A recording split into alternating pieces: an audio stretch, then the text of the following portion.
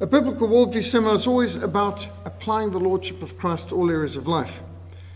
One area that comes up in evangelism frequently is the one of slavery. Tonight I'd like to deal with what you've never been told about slavery. Jesus said in John 8:32, "Then you will know the truth, and the truth will set you free." Ignoring the ongoing slave trade today, I would like to give a tale of two islands. A Tale of Two Cities, a great story by Charles Dickens. This is a tale of two islands. During President Obama's 2013 visit to Africa, at $100 million, described the most expensive presidential tour ever, he visited Gorée Island across the bay from Dakar, the capital city of Senegal.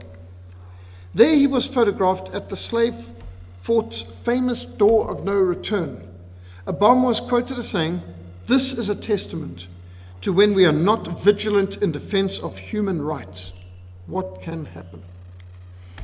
Yet, while drawing attention to the slave trade that was outlawed over 200 years ago, the West African slave trade across the Atlantic, he was silent on the much larger, ongoing Arab slave trade that still plagues Africa to this day. Anti-slavery societies calculate that at least over 27 million people are victims of slavery today. That's more than the amount of people who were slaves in the days when William Wilberforce was campaigning against it. According to UNICEF, 1.2 million children are trafficked every year, and most trafficking victims are girls between 5 and 15 years of age. Spoke about the whistleblower earlier today.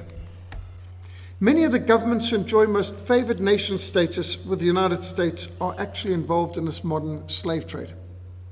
In fact, Mauritania, bordering Senegal, just to the north, has over 500,000 slaves amongst the country's population of just over 3 million people. Samuel Cotton, the African-American author of Silent Terror, A Journey into Contemporary African Slavery, reports that the Mauritanian Arabs and Berbers bring their black slaves with them to work in Dakar, even within sight of Gorée Island. This is hardly a secret. This is a pretty well-known fact, well documented. Yet Obama had not one word to say about this ongoing scandal. For foreign consumption and under external pressure, Mauritania has made some half-hearted legislative attempts to outlaw slavery, but these have been described as woefully ineffective, blatantly insincere. In 2011, 4 Mauritanian anti-slavery activists were sentenced to 6 months in jail for protesting the enslavement of a 10-year-old girl. They weren't arrested for enslaving the 10-year-old girl, they were arrested for protesting the enslavement of the 10-year-old girl. No punishment was ever handed out to the slave owner, and the slave girl disappeared. President Obama hypocritically stated that his visit to Gorée Island, a World Heritage Site, gives me even greater motivation in terms of human rights around the world. Really? Africans find that statement hard to take seriously, considering that Obama had not one word to say about the ongoing 1,400-year Arab slave trade. Although Obama made a major point of visiting Gorée Island and condemning the transatlantic slave trade, which ended over 2 centuries ago, he showed no interest in visiting Zanzibar, the most notorious slave island in history, on the east coast of Africa.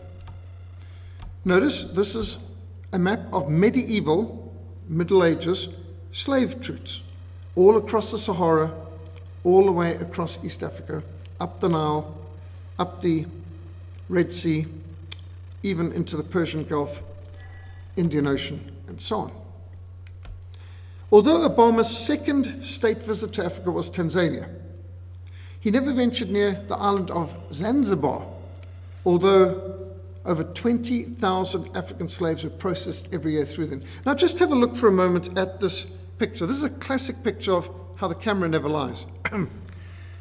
Notice this cameraman in the foreground. He's kneeling down to get a from lower picture of President Obama walking, apparently unconcerned about his personal safety, shaking hands to the left and to the right amongst a crowd of adoring Tanzanians. Okay, but this is a wide-angle lens. what do we see? Oh, this three-deep group, they've all got the same clothes, the same hats, and they alternately have Tanzanian flags or American flags, and behind them is a row of American and Tanzanian security and military watching over them. They doubtless all went through metal detectors, all processed. This is Rent-A-Crowd. And this picture of the red carpet treatment is purely to give a false impression. I mean, wow. Perhaps he was concerned not to embarrass his Muslim friends who are still involved in the slave trade today. Also, a visit to Stone Town on Zanzibar would have been even more embarrassing, as the former slaves, after having been liberated by the Royal Navy, Britain's Royal Navy, they built a magnificent church, actually a cathedral, over the old slave market with the pulpit and altar by where the auction block and whipping post had stood. The Anglican Church, Christ Church, in Mukanzini Road, in the center of the old town, occupies the area which used to be the largest slave market of Zanzibar, where they used to situate it. And the construction of this cathedral was intended to celebrate the end of the Arab slave trade on Zanzibar, inspired by the testimony and the life's work of David Livingstone, which Henry Morton Stanley had broadcast after finding him in Africa in 1871. The altar and the pulpit were designed to be an exact place where the main auction block and whipping post had been. Construction of Christ Church began 1873, the year of the death of David Livingstone, missionary explorer. The cathedral was completed and consecrated in 1903. Inside the church there is a cross made from the wood of the tree under which David Livingstone's heart was buried in Chitamba's village in northern Zambia. Near this church, a striking monument has been constructed above the ground, above the 15 underground cells where slaves in transit were incarcerated until their sale to the Arab masters. This monument in Stone Town consists of 5 stone figures in a pit representing the captured slaves who appear to be rising out of the earth. The shackles around their necks and the chains between them testifies to their plight. They look tired and sad, but strong. Africans are asking why Barack Hussein Obama, an African-American president, continued to be so supportive of radical Muslim regimes who are still engaged in slavery today. Why is he so silent about the largest and longest slave trade in history, one that has not yet come to an end? The comparisons and the contrast between Goree Island and Zanzibar Island are striking. While the European involvement in the transatlantic slave trade to the Americas lasted for just over 3 centuries, the Arab involvement in the African slave trade has lasted 14 centuries, 1,400 years. And in some parts of the Muslim world, it's still continuing to this day. While 2 out of 3 slaves shipped across the Atlantic were men, the proportions were reversed in the Atlantic Islamic slave trade in East Africa, the Indian Ocean, across the Sahara. 2 women for every man were enslaved by the Muslims. While the mortality rate for slaves transported across the Atlantic were as high as 10%, that's 10% of slaves could die en route across the Atlantic. The percent of slaves dying in transit across the Trans-Saharan and East African slave trade was between 80 and 90% died. The survival rate was barely 10%. While almost all of the slaves shipped across the Atlantic were for agricultural work, most of the slaves destined for the Muslim Middle East were for sexual exploitation as concubines in harems and the men for military service. While many children were born to slaves in the Americas, and millions of their descendants are citizens in Brazil, Jamaica, Haiti, and the USA to this day, very few descendants of the slaves that end up in the Middle East survived. While most of the slaves who went to the Americas could marry and have children and families, most of the male slaves destined for the Middle East slave bazaars were castrated, and most of the children born to the women were killed at birth, either by drowning or by having their throats cut to maintain Arab numerical supremacy. This is after the first slave revolt. They decided we're not going to allow the slaves to ever outnumber us, and we're going to make sure we kill their children, otherwise they might find themselves outnumbered. It is estimated that possibly as many as 11 million Africans were transported across the Atlantic. And it might be a surprise to you to hear that 95% of the Africans who went across the Atlantic went to South and Central America, mainly to Portuguese, Spanish, and French possessions. Less than 5% of the slaves that crossed the Atlantic went to the United States. Actually, it's 4.4% went to North America. And that's interesting because that's not the impression you get from Hollywood or school textbooks. However, at least 28 million Africans were enslaved by Muslims, and as at least 80% of those captured by the Muslim slave raiders were calculated to have died before reaching the slave markets, it is believed that the death toll from the 14 centuries of Muslim slave raids into Africa could have been well over 112 million. When you add to that number those sold in the slave markets, the total number of African victims of the trans-African, trans-Sahara, East African, Indian Ocean slave trade would be significantly higher than 140 million people.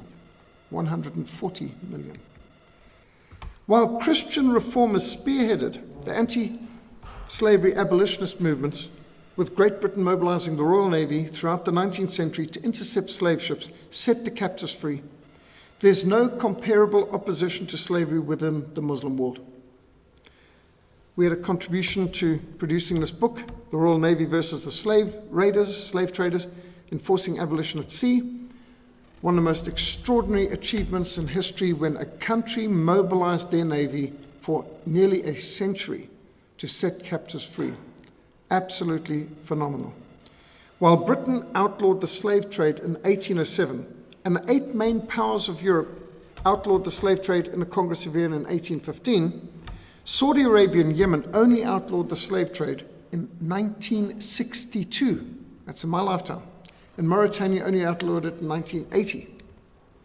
However, Malcolm X, a convert to Islam, noted during his pilgrimage in 1968, he saw black slaves being sold in Mecca 6 years after they'd outlawed the slave trade. It's still going on. The ongoing slave trade in Mauritania is well documented, as is the slave trade in Sudan and other parts of the Muslim world, and I've documented that as well.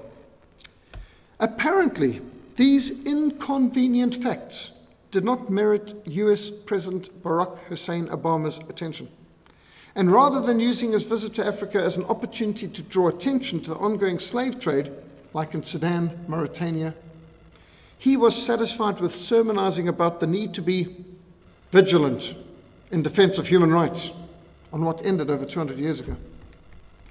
But he remained shockingly silent on the hideous abuse of human rights taking place right now in countries with whom America has most favored nation status, like Saudi Arabia.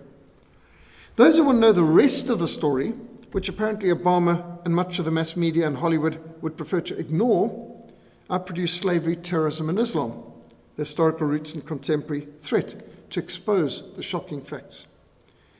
This book is a well-illustrated, thoroughly documented response to the relentless anti-Christian propaganda that has been generated by Muslim and Marxist groups and Hollywood filmmakers.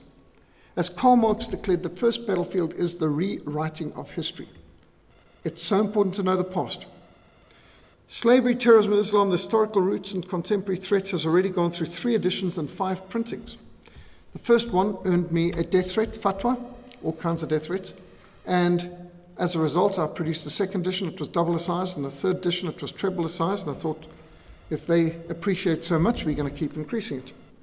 With 300 pages, over 200 pictures, this edition is now 3 times the size of its original, which earned me the death threat fatwa from Muslim radicals. You can access our Slavery, What You've Never Been Told PowerPoint through SlideShare on our Frontline Mission SA.org website, and listen to the full Slavery, What You've Never Been Told on sermonaudio.com. We've also produced the Muslim Evangelism Workshop MP3 and helped to produce the Islam Rising DVD series, which is a 4-part series to show to churches on Sunday evenings or midweeks, about from 35 to 40-something minutes each one, and then there's a whole lot of extra bonus from Muslim terrorists and others who've been converted to Christ. Where the Spirit of the Lord is, there is freedom. Instead of speaking out against the ongoing Islamic slave trade in Africa, President Obama appeared to have given his highest priority to promoting the radical pro-abortion, pro-homosexual agenda. He talks about gay rights, but gays have always had the same rights as everyone. They've got the right to vote, they've got the right to property, they've got equality before the law. Gay rights is not about gay rights, it's about privileges for perverts. They already have the same rights. Pro-family advocates complain of the arrogant and often bullying manner and insensitivity of the US State Department against pro-life and pro-family administrations in Africa. Marriage is between one man and one woman. That's not what the American State Department seems to think under Obama. Kenyan President Uhuru Kenyatta and Deputy President William Ruto slammed Obama's remarks, declaring this country, the country of Kenya, is a God-fearing country. Homosexuality is illegal in Kenya. An Anglican bishop in Kenya declared, people who have ruined their own country should not presume to come here and lecture us on the way forward. Well said. In April of 2013, the US Agency for International Development, USAID, embarked on one of the most shocking abuses of US taxpayers' money. They announced that they'd be spending $11 million to train homosexual activists in other countries, mostly African countries. The Washington Blade, DC's gay newspaper, praised Obama's administration for creating an army of international lobbyists for same-sex marriage, anti-discrimination laws, and homosexual rights or privileges for perverts around the world. And they said that the first phase was to focus on developing nations that opposed homosexuality. The 54 countries in Africa that oppose homosexuality. Look at the map. Only one country in the continent of Africa has privileges for perverts. That's South Africa. That's the gay agenda pushed by the ANC under Mandela. They put it into the constitution, the first country in the world to have this in the constitution, sexual orientations. All the rest of Africa is apparently wrong, and they need to be put right by these gay gospel evangelists of the gay lobby from America. This is what they think of Africa. They couldn't care less about our standards. All of this is just a cover, a smokescreen for revolution. Many in Africa have described Obama's presidency as a bitter disappointment, and his Nobel Peace Prize in 2009, almost the moment he became president before he'd even done anything, as the most cynical, Orwellian, meaningless gesture. Steve Friedman, the director of Rhodes and University and Johannesburg Universities, declared, "I don't think that it's unkind that he has done absolutely nothing for this continent." In some respects, George W. Bush did more for Africa than Barack Obama. I cannot remember an American administration that has shown less interest in this continent than this one. One of the first official acts of George W. Bush, after being elected US president, was to defund Planned Parenthood's abortions overseas. I see that that's what Donald Trump has done too. But one of President Barack Hussein Obama's first acts as president was to refund Planned Parenthood abortions in Africa. So, because of Barack Obama's pro-abortion policies, many hundreds of thousands, possibly millions of black babies have been killed in Africa through abortion paid by US taxpayers' money. So interesting, Trump and Bush saved lives in Africa. Obama took lives in Africa, or funded it. And who's praised by the average liberal as a friend and hero of the poor? It's absolutely bizarre. It's like George Orwell's 1984, where right is wrong and wrong is right and light is darkness and so on. I don't know, how many would have read the book 1984, George Orwell's 1984? The Ministry of Plenty organized rationing and starvation. The Ministry of Peace dealt with war. The Ministry of Love, they did the tortures. Everything's twisted, and in fact, that's where we are right now. We've got a world which is upside down, back to front, and the villains are victimized and the victims are villainized. Should you help the wicked and love those who hate the Lord, and so bring wrath on yourself from the Lord? The Lord has called us to be bold and brave and straightforward. Bringing out this book in 2005 definitely brought my life more death threats than I'd ever accumulate up till then. But we keep bringing out more because it's important not to be cowards and not to back down. It's important that we understand Islam, that we understand it and that we help other people to understand. This is the biggest block of unreached people in the world. This is the greatest block of persecutors of the church. This is the greatest threat to Christianity. since the fall of the Soviet Union and the fall of the Berlin Wall and the Iron Curtain, Islam remains as the greatest threat to the world today. And so it's vital that we know, like this map shows you, how, yes, most of the slave trade was always within Africa and into the Muslim Middle East. And we've looked at some of the contrasts in the captivity, and interesting to see the difference between the Western captivity, which gets most attention, but which was light years better than the treatment that they received under Islam. You can think of how many descendants of slaves, children born in the Americas, have ended up in high office. But can you say the same in the Muslim Middle East? Can you name one? The viciousness with which they treated the slaves in the Middle East, like castrating all the males, killing all the children, it's absolutely phenomenal. These are just some of the pictures. But where are the Arabic abolitionists? I mean, we can point to David Livingstone's, William Wilberforce's, Dr. Kirk's, Henry Morton Stanley's. Where on earth can they point to any of their people who fought against slavery?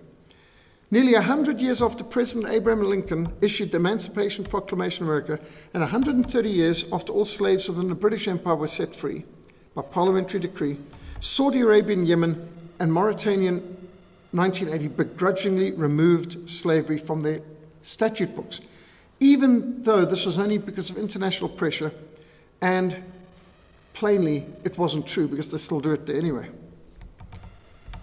Interesting, Addis Ababa, Ethiopia's capital, had slavery till 1942. Now, you see this picture here. This is of the South African Springbok Legion who liberated Abyssinia, what today is Ethiopia, from the Italians in 1941. And in 1942, before leaving and handing over to Emperor Haile Selassie, they abolished slavery in Ethiopia. So slavery is totally legal in Ethiopia and practiced until the South Africans abolished it in 1942. Interesting, that's not in most of our history books today. Saudi Arabia had slavery officially on the statute books till 1962. Peru abolished slavery only in 1968. India had slavery on the statute books till 1976, and they still practice it. Mauritania till 1980, and they still practice it. 1/6 their population. Before the coming of Christ, the heathen nations despised manual work, and they confined it to slaves. But when Christ was born, half the population of the Roman Empire were slaves. 3/4 of the population of Athens were slaves. Slavery was indigenous to African and Arab countries before it made its way to Europe. Slavery was widely practiced by all the tribes of the American Indians long before Christopher Columbus set foot on the shores of the New World. What is also seldom remembered is many black Americans in the 19th century in America owned slaves. For example, according to the United States Census of 1830, in just one town of Charleston, South Carolina, 407 free black Americans owned slaves themselves. And the Christian roots of liberty need to be seen. Jesus Christ revolutionized labor. When he took up the axe and the saw and the hammer and the plane, our Lord endued labor with a new dignity. Christianity undercut slavery by giving dignity to work. By reforming work, Christianity transformed the entire social order. Our Lord Jesus Christ began his ministry in Nazareth with these words, "The Spirit of the Lord is upon me," to proclaim freedom for the prisoners and release to the oppressed. When the Apostle Paul wrote to Philemon concerning his escaped slave, he urged him to welcome back Onesimus, no longer as a slave, but as a dear brother, as a man and as a brother in the Lord. That's radical talk. Because of these and other scriptural commands to love our neighbor, to be good Samaritans, to do to others what we'd want them to do unto us, Christians like William Wilberforce, John Newton, William Carey, David Livingstone, Lord Shaftesbury, General Charles Gordon, and many others worked tirelessly to end the slave trade, to stop child labor, to set the captives free. From the very beginning of the Christian church, Christians have freed slaves. During the 2nd and 3rd centuries, many tens of thousands of slaves were freed by people converted to Christ. Saint Melania is said to have emancipated 8,000 slaves. Saint Ovidius freed 5,000 slaves. Chromatius freed 1,400. Hermes, 1,200. many of the Christian clergy at Hippo under St. Augustine freed their slaves as an act of piety. In AD 315, the Emperor Constantine, just 2 years after he had issued the Edict of Milan, the Edict of Toleration, legalizing Christianity, imposed the death penalty on those who would steal children to bring them up as slaves. So, kidnapping for slavery, death penalty. The Emperor Justinian abolished all laws that prevented the freeing of slaves. St. Augustine of Hippo saw slavery as a product of sin and contrary to the divine plan, as he put out in his great book, City of God. St. Chrysostom in the 4th century taught that when Christ came, he annulled slavery. He proclaimed, in Christ there is no slave, therefore it's not necessary to have a slave. Buy them. After you've taught them some skill by which they can maintain themselves, set them free. For centuries throughout the Middle Ages, bishops and church councils recommended the redemption of captive slaves, and for 5 centuries the Trinitarian monks redeemed Christian slaves from Muslim servitude. In 1102, the London Church Council outlawed slavery and the slave trade. By the 12th century, slaves in Europe were rare. And by the 14th century, slavery was almost extinct, unknown on the continent of Europe, or Christendom as they called it. But the Islamic slave trade resuscitated it. With the birth of Islam came a rebirth of the slave trade. Ronald Siegel, who's a friend of Islam and not a friend of Christianity, wrote the book Islam's Black Slaves. He documents, when Islam conquered the Persian Empire and much of the Byzantine Empire, including Syria and Egypt, in the 7th century, they acquired immense quantities of gold. They stripped the churches and monasteries, either directly or by taxes, payable in gold. They imposed this on the clergy, and they looted gold from the tombs, the pyramids, and so on. And the state encouraged a search and sanctioned the seizure in return for 1/5 of the funds. You could steal anything you like under Islam, as long as 1/5 comes to the mosque. Siegel notes female slaves were acquired in considerable numbers for musicians, singers, and dancers. Many more were brought for domestic workers, and many were in demand as concubines. The harems of rulers could be enormous. The harem of Abdul Rahman III in the 10th century in Cordoba contained over 6,000 concubines. The one in the Fatimid Palace in Cairo, twice as many, 12,000. Islam's black slaves reveals the castration of male slaves was commonplace. The Caliph in Baghdad at the beginning of the 10th century had 7,000 black eunuchs and 4,000 white eunuchs in his palace. It is also noted that homosexual relations were widespread as well. Islam's black slaves notes that the Islamic teachers throughout the centuries consistently defended slavery, for there must be masters and slaves. Just in the 19th century, for which we have the best records, the most accurate records, 1.2 million slaves were brought down the Sahara into the Middle East, 450,000 down the Red Sea, 442,000 from East African coastal ports. That's a total of 2 million black slaves just in the 1800s. At least 8 million more were calculated to have died before reaching the Muslim slave markets. That's 10 million victims just in the 19th century.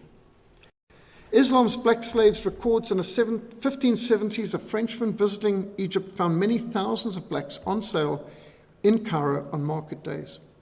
In 1665, Father Antonio Gonzalez, a Spanish-Belgian traveler, reported seeing 800 to 1,000 slaves on sale in Cairo on a market day. In 1796, a British traveler reported a caravan of 5,000 slaves departing from Darfur.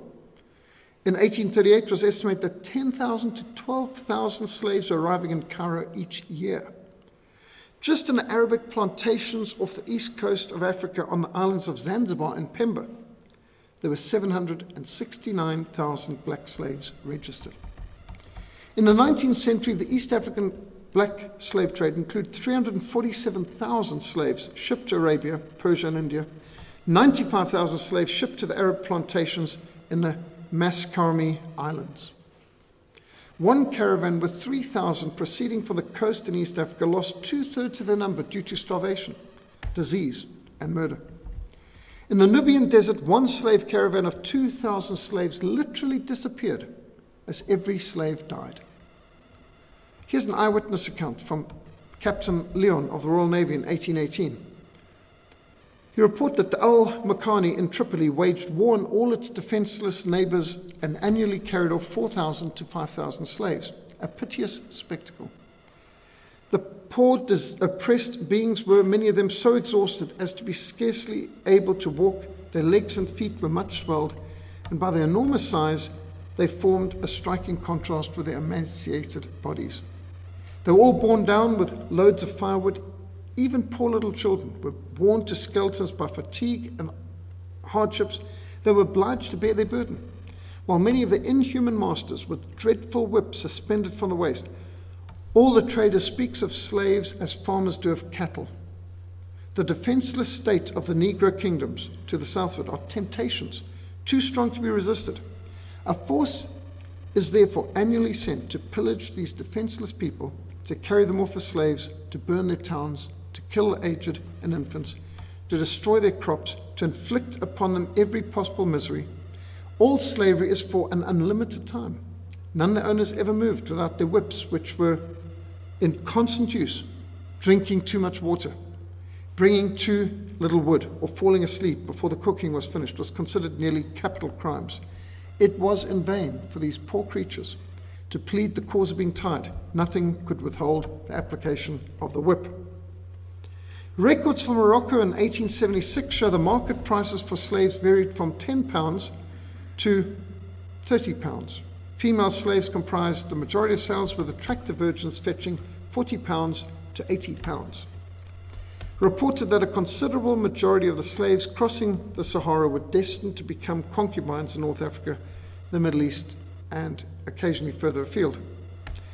What very few people are aware of is the Christian slaves of Muslim masters. Seagull also observes that white slaves from Christian Spain, Central and Eastern Europe were also shipped into the Middle East and served in the palaces of rulers and establishments of the rich. He records that all Slavic eunuchs were castrated in that region, and the operation was performed by Jewish merchants, presumably because they do circumcisions. Historian Robert Davis, in his book Christian Slaves, Muslim Masters, White Slavery in the Mediterranean, Barbary Coast and Italy, estimate that North African Muslim pirates abducted and enslaved more than 1 million Europeans between 1530 and 1780. These white Christians were seized in raids which depopulate the coastal towns of Sicily to Cornwall.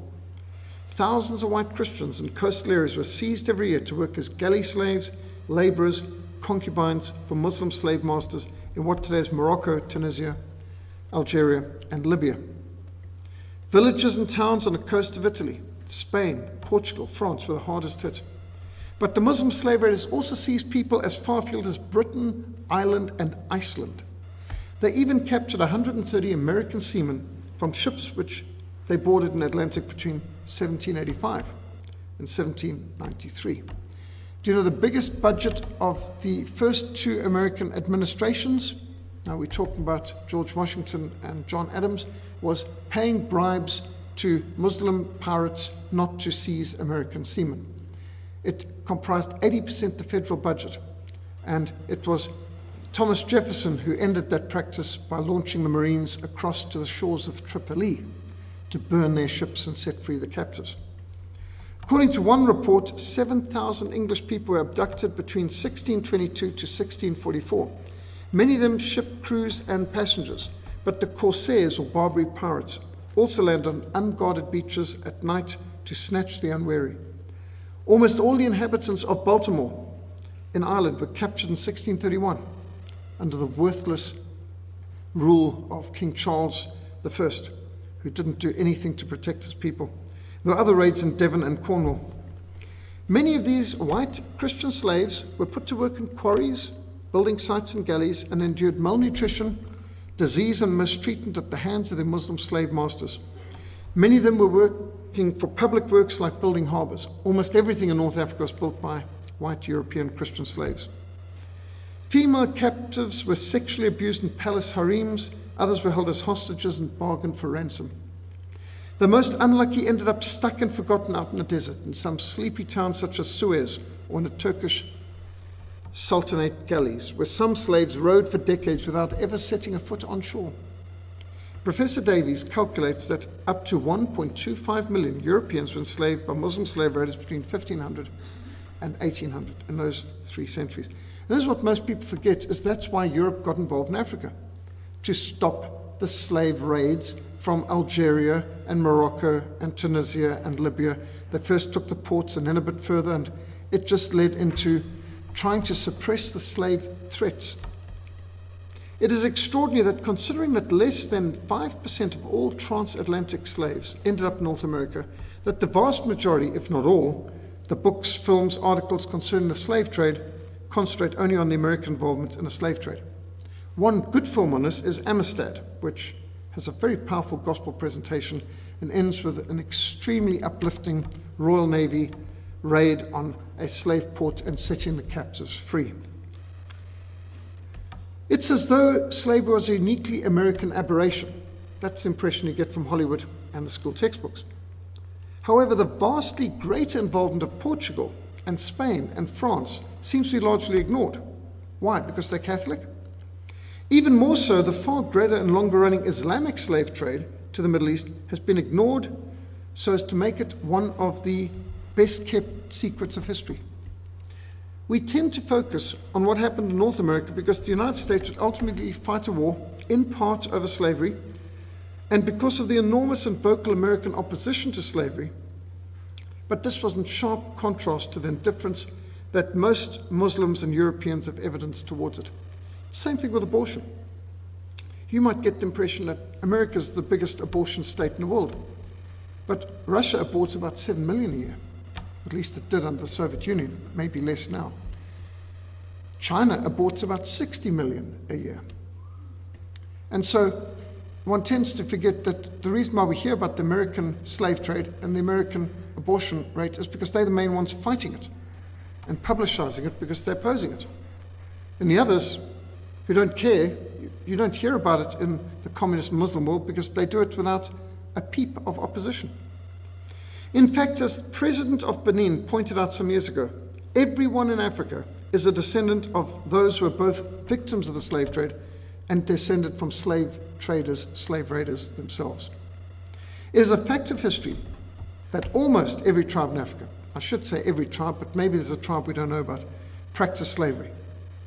As part of their criminal justice system, they enslaved neighboring tribes as well. The Yao people of Malawi carried out slave raids on the Bemba and Chichewa people of Zambia. The Madagascans enslaved the Mozambicans. The Ovemba enslaved the Bushmen. In fact, South Africa had a Bushmen's battalion, 3-1 battalion, first 201 battalion, 3-1 battalion, made up of Bushmen. I think there were thousands of them. They were very effective soldiers. And I had a friend who was an officer there, and he said they had to do everything they could to protect the Ovembas because when they were captured, the Bushmen were not inclined to let them live. And to try and allow them to save the lives of these SWAPO terrorists that have been captured, the South African officers had to go to extraordinary lengths.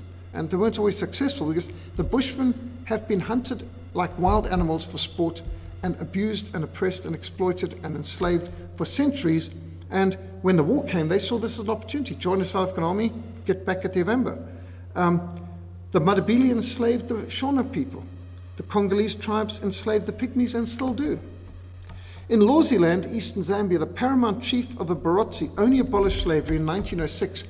As the British required, he applied, please make us a protectorate. And the British said, we will only do it if you abolish slavery first. And so finally slavery was abolished in 1906. I've been in the Livingstone Museum in Zambia, where you can actually see the King's Declaration of 1906 abolishing slavery in Lwaziland, or Barotseland. The legends of European slave raiders venturing into the jungles of Africa to capture free peoples are just that. They're legends. The embarrassing fact of history is that Europeans did not have to use any force to obtain any slaves in Africa. Slaves were sold by their black owners, by chiefs in many cases. There was no need for slave raiders, slave traders, to risk their lives to venture into the jungles of Africa. They simply purchased the people from African chiefs and Muslim slave traders at the coast. That's the shocking fact of history. Many chiefs found it more profitable to sell their enemies, their criminals and their debtors, rather than kill or imprison them. Many were weaker neighboring tribes conquered for the express purpose of selling their people into slavery. There's a lot of money in this. The disgraceful fact is that there were three equally guilty partners in the crime of the transatlantic slave trade. There were pagan African chiefs, there were Muslim Arabs, and there were Christian Europeans.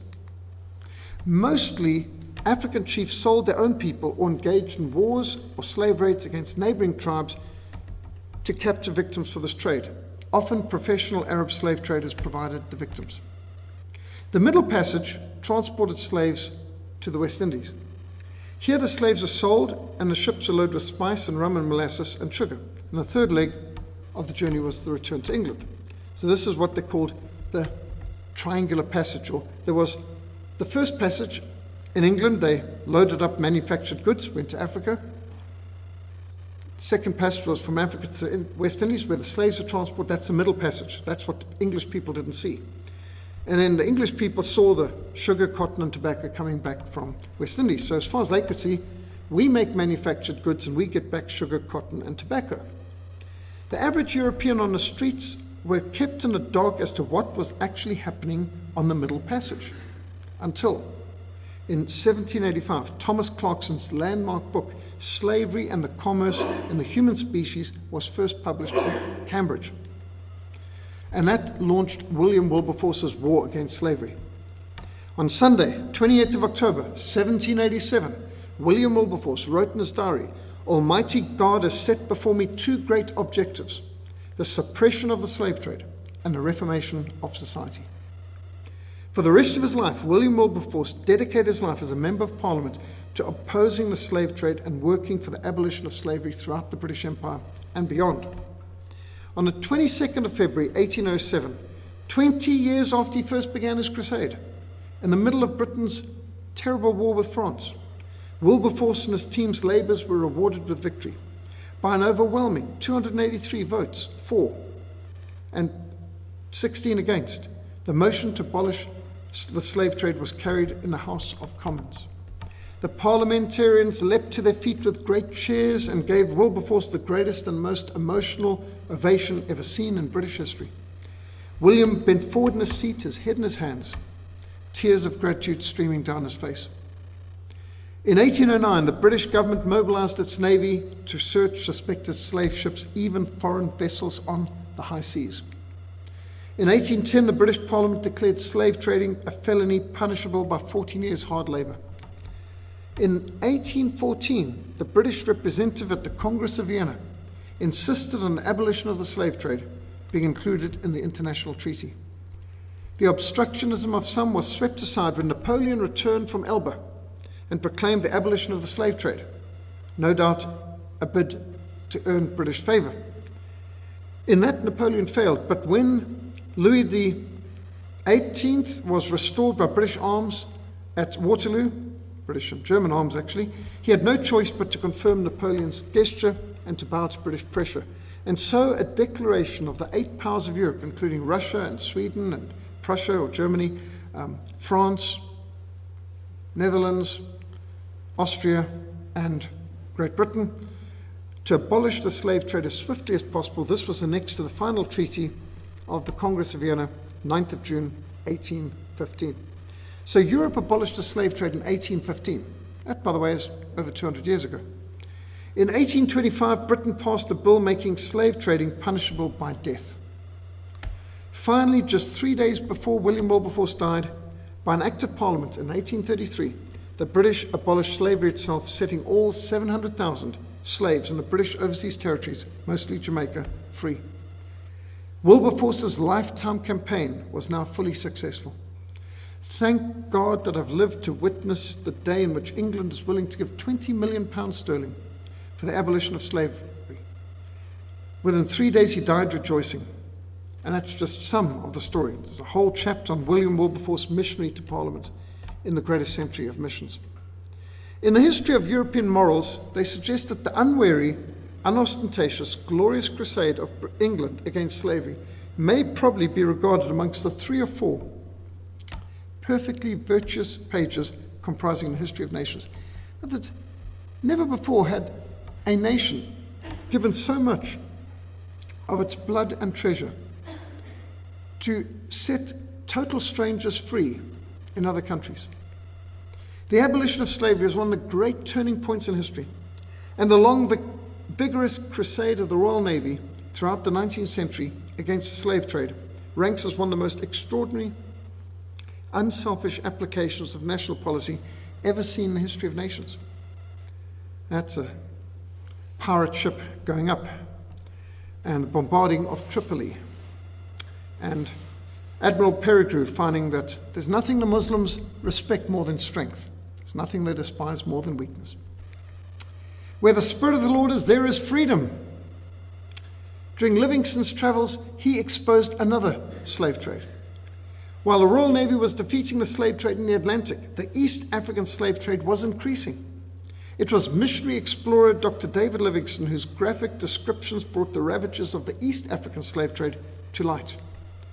His missionary travels, his narratives of an expedition to Zambezi exposed the horrors of the slave trade. 2 of the women had been shot the day before for attempting to untie their thongs. One woman had her infant's baby's brains knocked out because she couldn't carry her load, and a man was dispatched with an axe because he had broken down with fatigue. Those taken out of a country are but a small section of the sufferers. We never realized the atrocious nature of the traffic until we saw it at its fountainhead. There truly Satan has a seat. Besides us actually captured, thousands are killed and die of their wounds and famine, driven from their villages by the internecine war waged for slaves with their own clansmen and neighbors, slain by the lust of gain, which is stimulated, be it remembered, always by the slave purchasers of Cuba and elsewhere. It was a trade in human misery. The British and foreign anti-slavery study reported most slaves are captured in the Lake Nyasa region of what today is Malawi and Mozambique, in the Bahr el Ghazal region, and in areas of Ethiopia. The slaves were taken to East African markets like Zanzibar, Kilwa, and Kiliman. Then they were shipped to Turkey, India, Saudi Arabia, Yemen, Oman, Iraq, Iran, and to the islands of Pemba, Reunion, and Madagascar. The anti-slavery reporter estimated the Muslim slave trade as exporting 63,000 slaves per year. Some estimates went as high as 500,000 slaves a year. This is a group of slave traders captured and their slaves and being brought to Zanzibar by the Royal Navy. One researcher, Ralph Austin, calculated that between 1830 and 1861, imports of slaves to the Persian Gulf estimated 3,400 per year. The same researcher noted that an average of 8,855 slaves a year were retained as slaves on the East African coasts of African slave masters. Few authors have dared to describe the horrors involved in the trans-Sahara slave trade. Kidnapping and castrating young boys to be sold as eunuchs, the living dead, in the homes of wealthy Arab landlords. Force marching young women across endless miles of scorching sand in the Sahara Desert to become slave concubines, most dying in transit. The Muslim slave trade typically dealt in the sale of castrated male slaves, eunuchs, who were created by completely amputating the scrotum and penis of 8 to 12-year-old African boys. Hundreds of thousands of them bled to death during this gory procedure. The survival rate from this process ranged from 1 in 10 to 1 in 30 survived. These castrate boys brought the highest price at a slave market. No Arab wanted any African in his home working on his plantation who was not castrated. They wanted eunuchs only. Sharia law. Islam's black slaves note that the Quran stipulated that female slaves might lawfully be enjoyed by their masters. That's a euphemism for rape. Muhammad himself owned many slaves, some of whom he captured in wars of conquest and some he purchased. The names of 40 slaves owned by Muhammad are recorded by Muslim chroniclers. Islamic law, Sharia law, contains elaborate regulations for slavery. A slave has no right to be heard in court. Testimony is forbidden by a slave. Slaves have no right to own property. Slaves can only marry with the permission of the owner. Slaves are considered chattel. That's movable property of the owner, just like cattle. Muslim slave owners were specifically entitled by Sharia law to sexually exploit their slaves, including hiring them out as prostitutes. Muhammad said that that's acceptable. One reason why very little has been written about Arab involvement in slavery is traditional Islamic culture still condones slavery. The Sharia, the codified Islamic law, which is based upon the teachings and example of Muhammad, contain explicit regulations for slavery. The whole point of Sharia is whatever Muhammad did is good, and is to emulate. Whatever he did not do, we shouldn't do. Whatever he forbade, we must not do. How can you forbid pedophilia, rape, and slavery when Muhammad did those things? One of the great principles is following Muhammad's example. He owned slaves, concubines. He traded in slaves, he owned slaves, he accumulated multiple wives, he even married a 6-year-old, said he consummated the marriage only at age 9. He had concubines, slavery, sexual exploitation. He even allowed mass rape of female captured enemy. Muslim nations have engaged in the slave trade for over 600 years before the European nations came involved in the slave trade. And we could actually add, which were the creeps who got Europe involved in the slave trade? It was Charles V of Spain, who was the emperor before whom Martin Luther stood and said, "My conscience captures the word of God, here I stand, I can do no other." The emperor he defied. It was Emperor Charles V of Spain who authorized Spain's involvement in the slave trade. And why? Because Spain had suffered for 800 years under the Africans, under the Moors from Morocco, who had oppressed and exploited them. And so this was revenge. They were going to get back the Africans for what they had suffered. And so they learned slavery and abuse from their masters for 800 years, for 8 centuries. And so the Spanish led the charge, and the Portuguese, who had suffered for centuries also. So Portugal and Spain led the slave exploits. And in Britain, it was Emperor Charles I, the man who was put on trial for treason and executed by Cromwell and Parliament of Britain. He was the one who authorized Britain's involvement in the slave trade. Cromwell and Parliament outlawed it, and Charles II got Britain back involved afterwards. But what about slavery today? It was the enemies of the Reformation who got Europe involved in the slave trade, and it's the reformers who ended European involvement in the slave trade. Today, there's still slavery.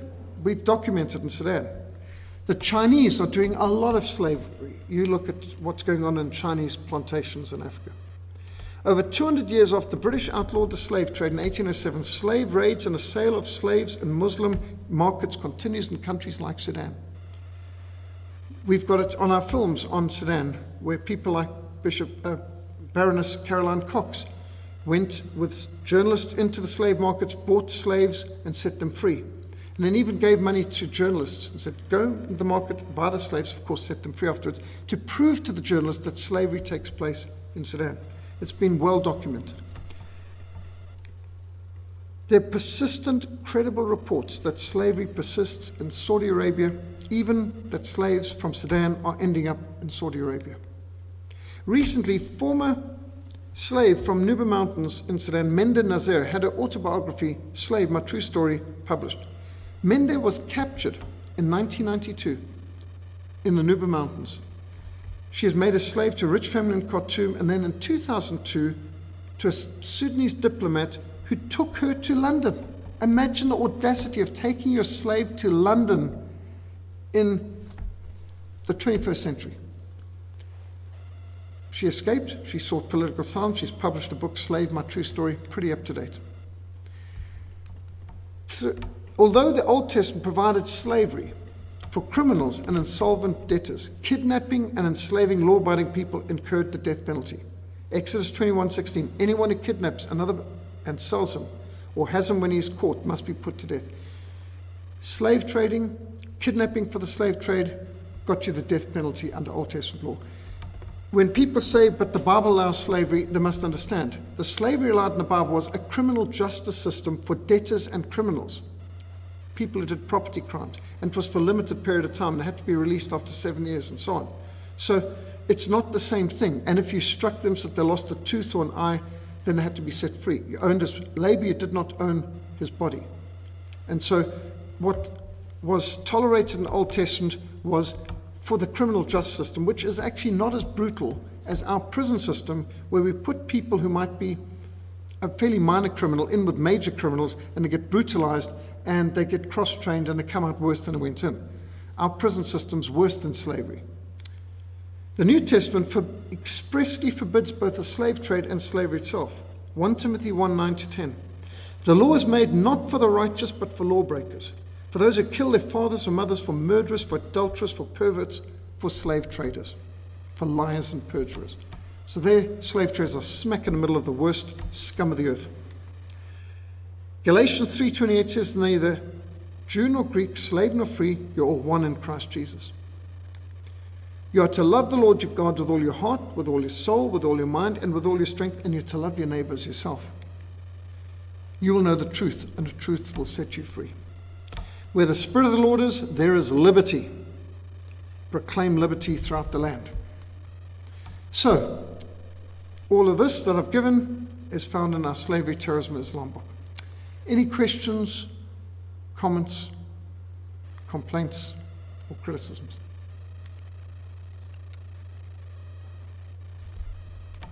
Slavery, the untold story.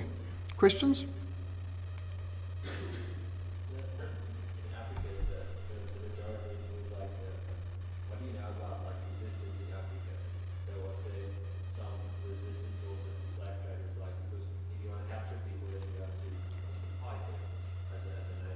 That's correct. Well, unfortunately, let's just take Darfur or Nuba Mountains. The Mujahideen, the Arab slave raiders will come in, not so much on horseback, although that still happens, but often in four-wheel drive Toyotas with heavy 12.7 machine guns on the back, and they will kill a whole lot of people, grab them. And the locals might have a bolt-action rifle, maybe. Some even have muskets. It's rare to find an automatic weapon amongst these average villagers, so they're outgunned. There is a bit of resistance. I know a place where the people have fought back with bows and arrows and hoes. So it's a very uneven situation. The slave raiders have some pretty good weaponry, and they come in, they surprise the people. They might even do it while the men are out in the fields, and so it's bad. There is resistance, of course, or there's attempted resistance. Boko Haram has done the same in northern Nigeria. They go in and they kidnapped a whole school. There's hundreds of girls who were kidnapped, and it's been a hard job getting back. I think most of them have now been rescued, but that's taken many traumatic years. So the Arabs are still kidnapping people. Yeah, and it's well documented.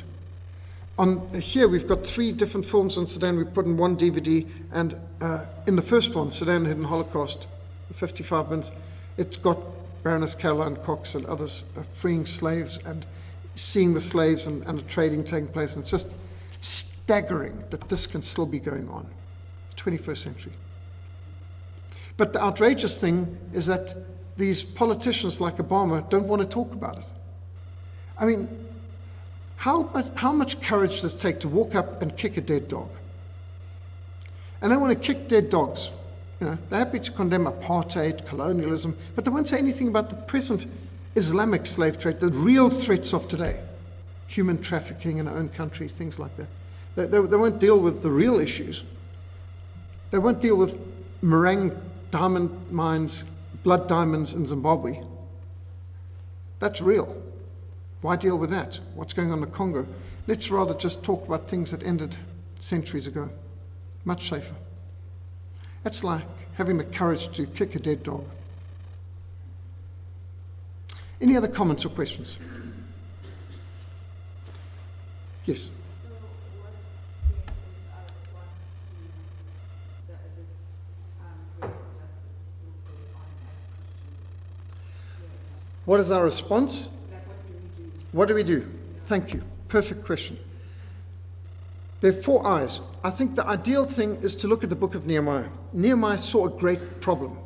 When he heard about the problem that Jerusalem is in ruins and its gates have been burned with fire, he wept and he prayed. And then he researched, and he got more information, and then he got more people involved, and then he mobilized the people, and they started to rebuild the walls, and the trumpeter was with him, and when one part of the wall was under attack, they'd sound a trumpet so all could come to mutual support. Basically, I put these in eyes. First eye is information. My people are destroyed from lack of knowledge. We need information. I've given some now. There's more on the table, more on our websites. more on the DVDs, getting on the email list. Get informed, number one. Number two, get interceding. We should pray as individuals, we should pray as families around a meal table, should pray in our congregations or prayer groups, whether at work or at school or at college. Be informed, be interceding. Number three, get involved. There's always something we can do. We can write a letter to the newspaper, we can write a letter to a community paper, we can write a letter to a magazine, we can write a letter to our elected representative or the party we vote for in Parliament to speak out. We can write a letter to the embassy of the country where these things are taking place. We can protest. We can organize placard protest. I have organized and taken part in literally hundreds of placard protests on all sorts of things, especially pro-life, but a whole range all the way through to the evils going on in Zimbabwe, all the way through to human trafficking and those sort of things. Very important that we speak up. And I've seen captives set free because of pressure we've put to bear on governments where there were people being imprisoned and tortured. So we've seen good things happen. Get involved. And then network with others to get people also implementing a plan, strategy. When I started our work in Sudan in 1995, it didn't seem possible that Sudan could go free. And yet South Sudan is now independent of Sudan, which is an extraordinary achievement, which many people didn't believe was possible. And Mozambique, when I first started going in there in 1982, missionary work was illegal. Nobody under 18 was allowed to go into church. Mozambique was the least evangelized country in the Southern Hemisphere. There were not even 4% of Mozambique were Protestants in 1982. Today it's more like 34% would call themselves born-again evangelical Christians. Extraordinary in a country that was Catholic, with a lot of witchcraft, a lot of communism, a lot of Islam, and communist, where missionary work was illegal. We smuggled a lot of Bibles into Mozambique. We spoke up, did mobilization. So Operation Nehemiah, the book of Nehemiah. How do you take a big task, information, intercession, involvement, implementation, investment? There's a whole range of strategies that's part of the Project Nehemiah in our Make a Difference book. We can all make a difference. We can all do something. Yes, sir. This week, I've been receiving reports from northern Iraq, hundreds of Yazidi and Christian girls are getting abortions because they've all been raped by ISIS and all of the wars in northern Iraq. And you have said that Islam may be the greatest enemy of Christianity. I would tend to disagree with you because now all over the world, Muslims are getting disgusted with Islam. In the last year, we've seen 600 new fellowships start within Syrian refugee camps, when in the previous 10 years, we've only seen one. All over the place, Muslims are turning depressed. I believe Islam is crumbling, and the devil's losing his grip, and so we're seeing these manifestations of violence and evil like never before because he's losing his grip. I would actually say that globalization is our greatest enemy, rather than Islam. But I would like to hear your, I could agree with you on those things. Globalization is indeed a great threat. As we spoke about first thing this morning, dealing with resisting Babylon the Beast, I do see globalization as a tremendous threat. And I agree with you. I believe Islam is crumbling.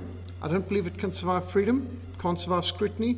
Islam is crumbling, and I also agree what we're seeing with the violence is not Islam getting stronger, it's their desperation lashing out because they see they're losing the battle. the evil one is this.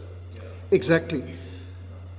What's gone on in Nigeria is well worth studying, because in Nigeria was for many years, decades, an Islamic country with they claimed to be an Islamic majority, they weren't, but they did have a Muslim government, that a succession of Muslim dictators, and Nigeria reached a stage where they can't even question it. Christians are the majority.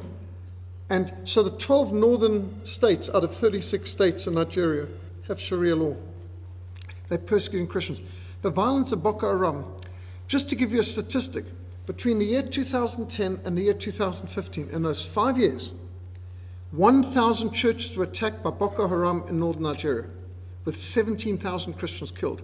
Most of the churches attacked were majority Muslim background believers. The Muslims are losing the fight and they're lashing out with violence, but as our friend says, it's aggravating their problem because it's driving more Muslims away from Islam. Yes, there's a certain amount of terror and they achieve something short term, but long term, they're destroying people's whole sense of loyalty. For example, if you look at the Reformation, Bloody Mary, the Mary Tudor, who followed after her murdered brother Edward VI, she, in her 5 years, brutalized the British people, tried to bludgeon them back to Rome after the Protestant Reformation had been taking off under her very young brother Edward. And she basically so disgusted the British people by the sight of aged British bishops being burned in the village square, like in Oxford, burning the Archbishop of Canterbury and Hooper and Ridley and others, the Bible translator, John Rogers. It's just so disgusting that the Counter-Reformation entrenched in the British people their rejection of Catholicism. And so Bloody Mary, in her brutality, served the cause of the Reformation more than the cause of Catholicism, because they looked at it and said, if that's Catholicism, we don't want it. And to this day, it's illegal for a British monarch to be a Catholic or marry a Catholic because of that absolute horror of what happened. So, yes, I agree with you. I think globalism could easily be a bigger threat than Islam. And I do believe Islam is crumbling. Not that that doesn't mean they're a serious threat in the interim, but we're seeing, I think, the beginning of the end of Islam as a solid monolithic force. It's crumbling, but it's taking a lot of victims down with it.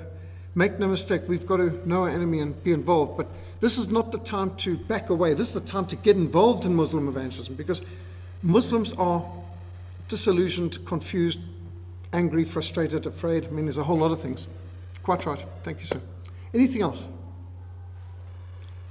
We have a film, The Atheist Delusion, which we will be setting up now. So could I ask perhaps 2 or 3 who would perhaps pray at this point, as we've been dealing with so many of the issues throughout the day, resisting Babylon the Beast, the World War of Worldviews, and tonight slavery.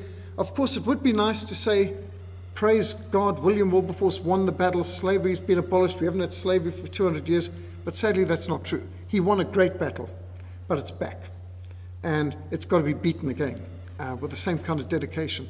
But we've beaten slavery before, we can beat it again, so lessons of history can be an encouragement as well as a rebuke. So perhaps 3 or 4 would like to pray where you are, just nice and loud so we can all give an amen. Let's bring these matters before the Lord. Let's pray.